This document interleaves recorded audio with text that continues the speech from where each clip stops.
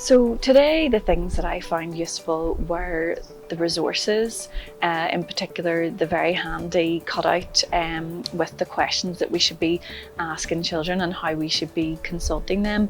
The fact that all of the modules were based on what the children had designed was one of the most important things for me.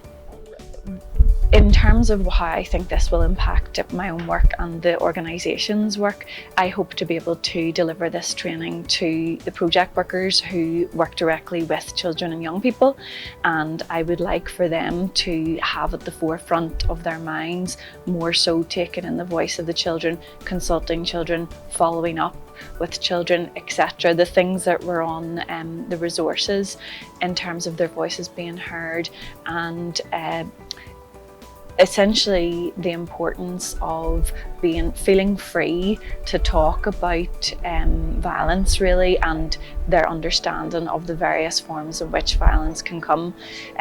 Today was very thought-provoking in terms of the fact that young people might not identify forms of violence in the same way as adults, and particularly professionals do. Their minds work completely differently. The whole thing stems from what children have said they want, and it's been moulded to produce what adults can do to respond to that. It's obviously been child focused from the first piece of work to the last and throughout. That gives certainly people in my organisation food for thought, and maybe just stop, draw breath and think about being in the place of the child for that snapshot in time.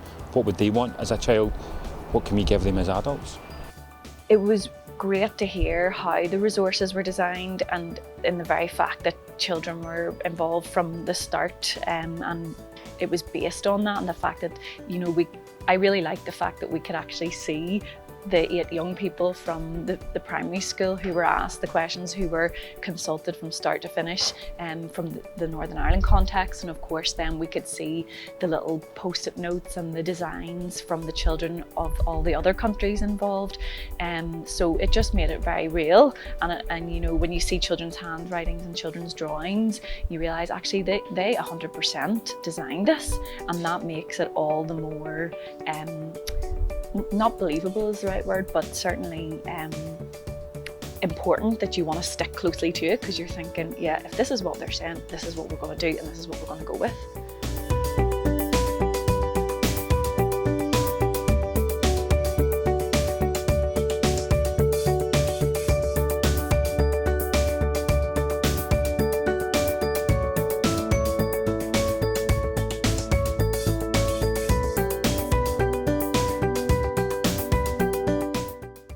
I came to the training today, and it was around young people and violence. It kind of explored the myths of people reporting incidents of violence, or what people understood as violence. And I have to say, I found it very refreshing. It was very unique in that it wasn't just coming from like government report of statistics around different levels of reporting and age categories and things like that. It was more the young people's voices and their direct response to the questions of how, if they would report violence, what did they see as violence. So I thought it was very, very good that way, very unique. Well, now specifically for me, I will work from kids from 0 to 25. And for me, it was interesting that the 13 to 18-year-olds were less likely to report either violence, bullying, what they thought was maybe sexual assaults. To me, that's very interesting, because I thought young people, like under 12s, would be less likely to say, something to a teacher or social worker, whereas that research has shown that 13 to 18-year-olds are actually less likely to report. These kids are taller than me, bigger than me, they look like they can handle themselves, but really underneath, those statistics would say something else,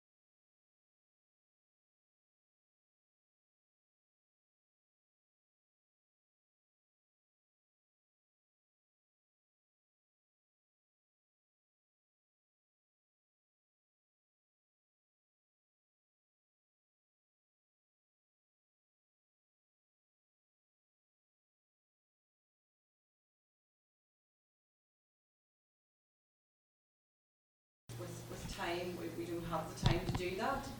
All of the resources are going to be live on the Queen's website after the launch event on the 11th of November. So we're going to be giving people links to all of that, and that will all be available on all of the modules in their entirety, with all of the tasks will be available on that. So we're just going to concentrate on Module 1 and Module 2 today. Okay. So how do people find the quiz? It's one of them ones, I suppose, whenever you're taking the context age of the children as well.